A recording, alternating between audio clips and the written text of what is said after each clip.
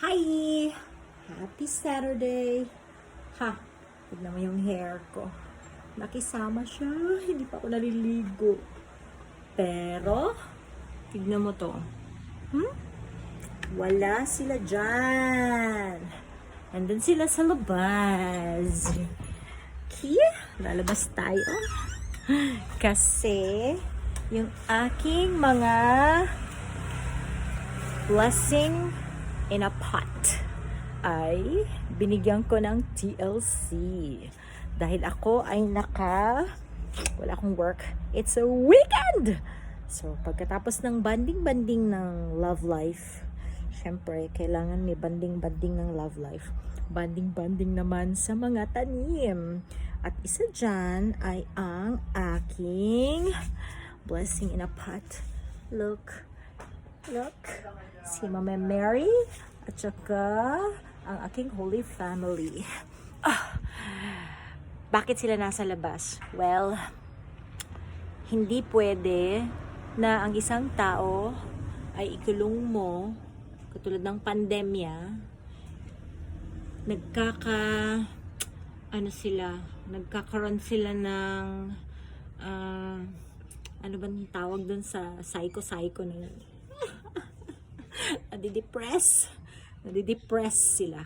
So, nakita ko na kahit everyday ko pinabasa at sinusunod yung TLC na nakasulat doon sa card ng Blessing in a Pot, kailangan din silang hindi mabigla sa panibagong lugar. Kasi kung mapapasin nyo, kung bagong bili yung Blessing in a Pot nyo, syempre bagong gawa siya.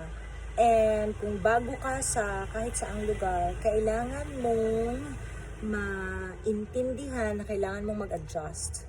So, after a few weeks na araw-araw ko silang inaalagaan, nakita ko na kailangan ko din talagang maiparamdam sa kanila yung totoong nature. So, nandito ako ngayon sa labas ng garden at inilabas ko silang dalawa kanina para maarawan at nilagyan ko sila ng sobrang daming water para sila ay lumusog ulit. And tignan mo ha, papakita ko lang na sila ay super duper happy. See? Yan. Kasi, nung dumating sila sa akin, hindi sila masyadong madikit. You know, the moss, madikit yan eh. Masyado yung clingy. So, para mag-cling sila, kailangan araw-araw mo silang alagaan. Yan. So, basa-basa pa yan. Basa-basa pa. Pag nakakita ka ng ganito, don't despair.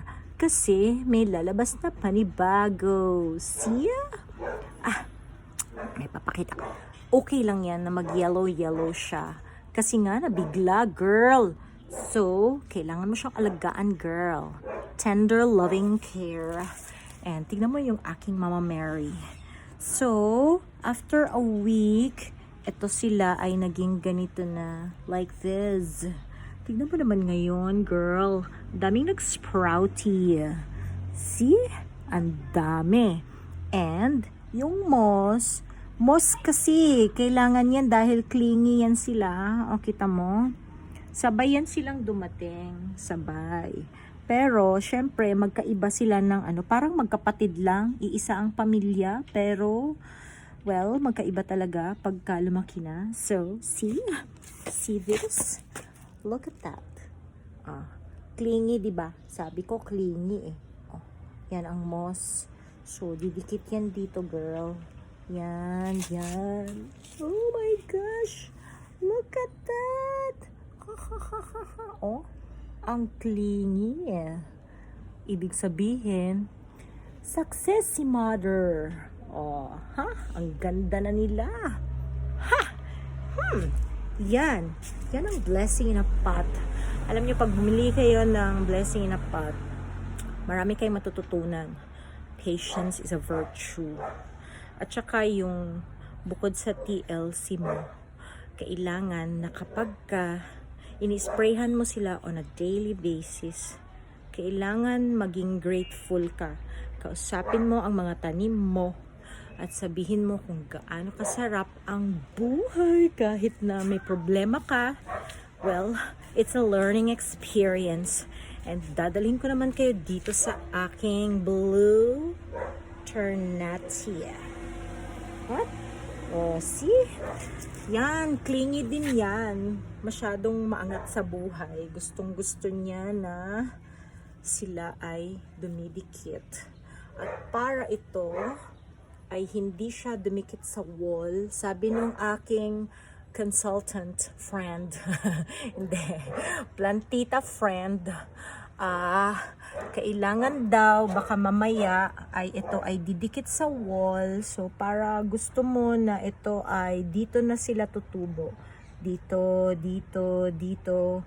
Yung dulo, kung ayaw mo na, kung gusto mo na silang tumigil sa paghaba at sa pag-ikot-ikot at hindi na sila dito, para dito daw mag-sprout at lumago, ito daw ay ipipinch. So, yan. Ipipinch natin siya. So, in a few days, dito na sila tutubo. Dito na yan. Dito na yan. Just like this. See?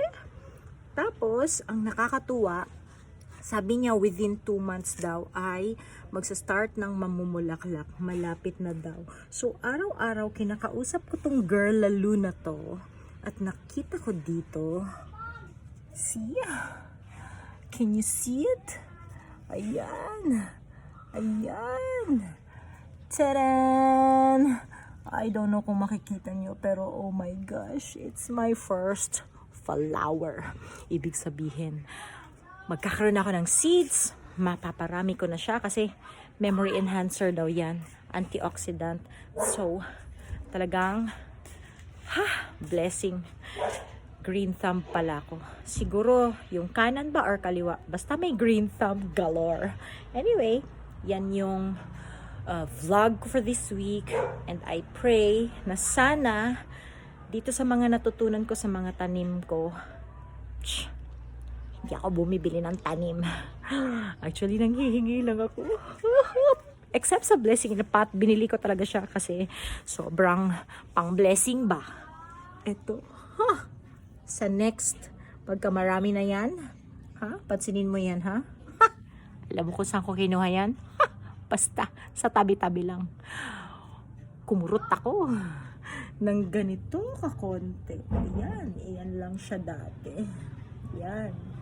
Ngayon,